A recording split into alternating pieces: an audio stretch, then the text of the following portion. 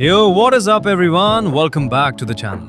If you watched my episode 1 breakdown, thank you so much. You guys are amazing. And if you're new here, welcome. Great timing, because we are deep in TenSura season 4 territory right now, and things are getting good. Episode 2 of That Time I Got Reincarnated as a Slime season 4 just dropped. And I'm going to be honest with you. This episode was an absolute blast. Comedy, action, strategy, and the first signs of real danger, all packed into one episode. So today we are breaking down everything that happened in episode 2, scene by scene, beat by beat, so you don't miss a single detail. If you're hyped, hit that like button right now. Subscribe if you haven't already. We cover TenSura every single week this season. Let's get into it. Before we get into episode 2, super quick recap of where we left off. Episode 1 set the tone perfectly. Rimuru was doing a city inspection, Tempest was thriving, and the big new project is the dungeon. A massive 100-floor labyrinth built to attract adventurers from all over the world. It's Tempest's way of getting on the map, generating revenue, and showing the world what they're capable of. But there were problems. Adventurers were complaining the dungeon was too difficult and too punishing. Rimuru and his team came up with solutions. Rest stops, food, tutorials, and a massive reward of 100 star gold coins for anyone who clears all 100 floors. Meanwhile, in the shadows, the Rozzo family is watching with hatred. And Yuuki, the scheming otherworlder, is staying quiet for now, but is definitely planning something. Episode 1 was the setup.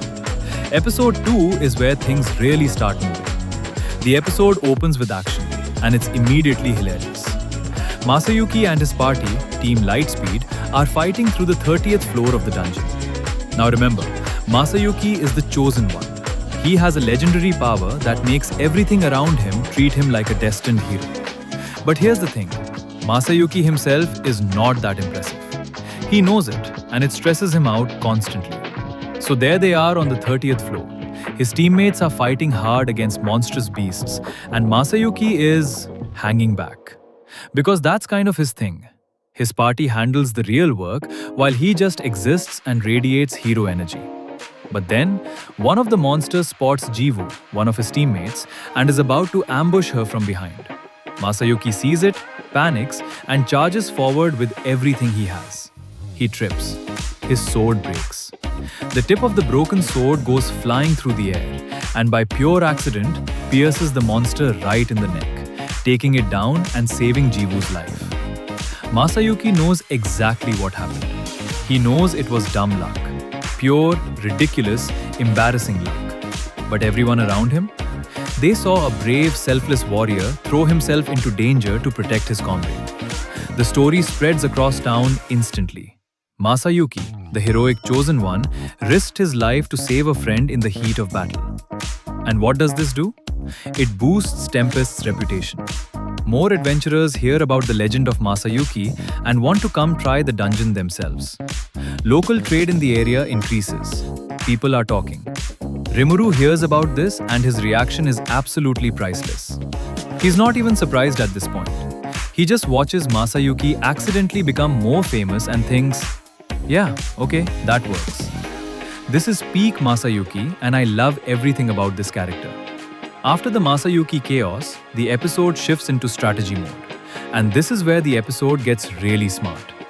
Rimuru calls another meeting, this time specifically about how to keep the dungeon running smoothly as more and more adventurers start pouring in. The core problem is money. Running a 100-floor labyrinth with powerful monsters, traps, magical systems, food stalls, rest areas, and staff is expensive.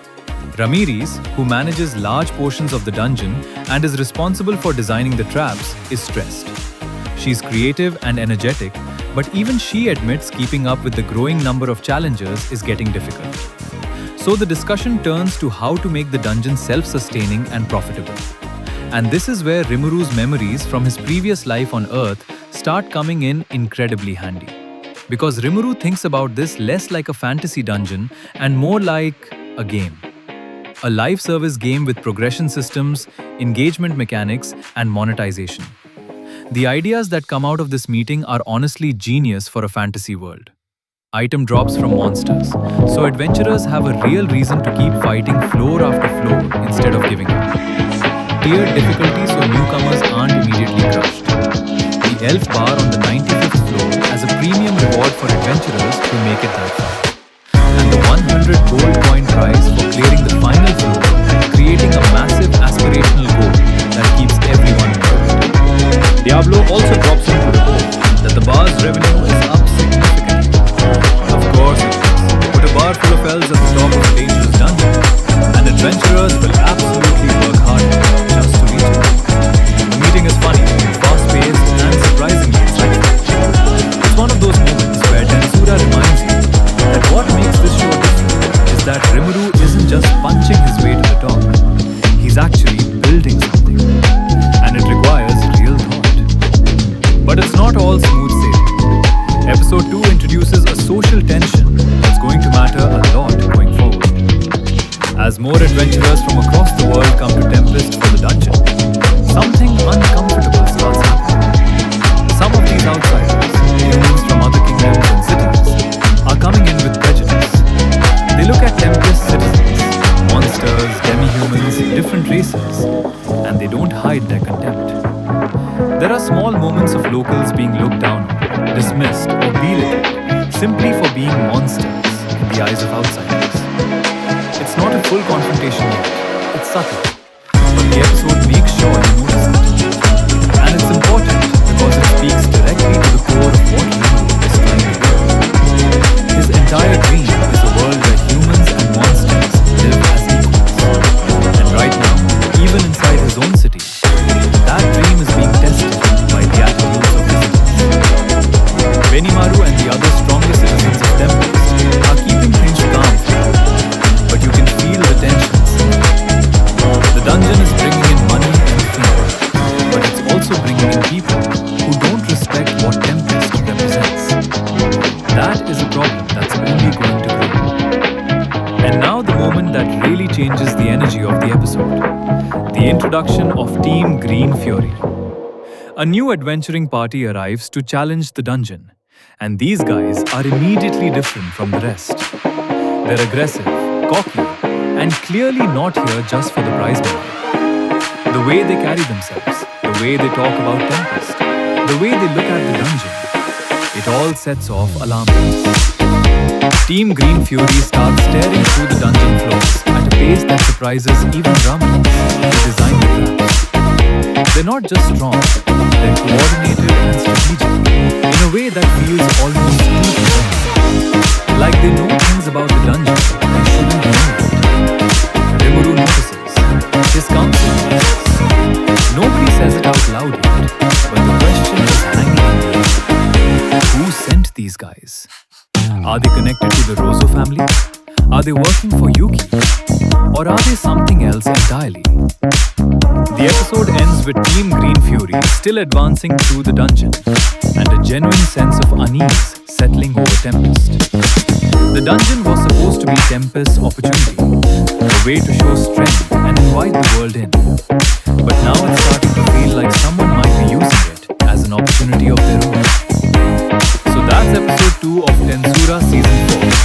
Wow, what a step up from episode 1.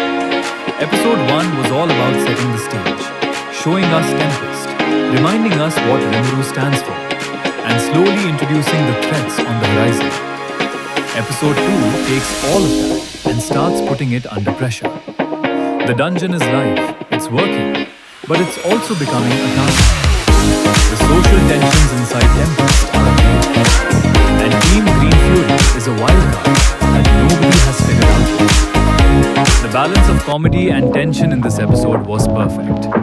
Masayuki tripping his way into legend is one of the funniest things this show has done in a while. But the moment Team Green Fury walks in, the whole vibe shifts. And that tonal control is exactly what makes TenSura so rewatchable. Studio 8-bit continues to deliver clean, consistent animation. Nothing earth-shattering yet, but the dungeon fight sequences look sharp, and the character expressions are on point throughout. Season 4 is building beautifully. Every episode is adding another layer, and I have a feeling things are about to get a lot more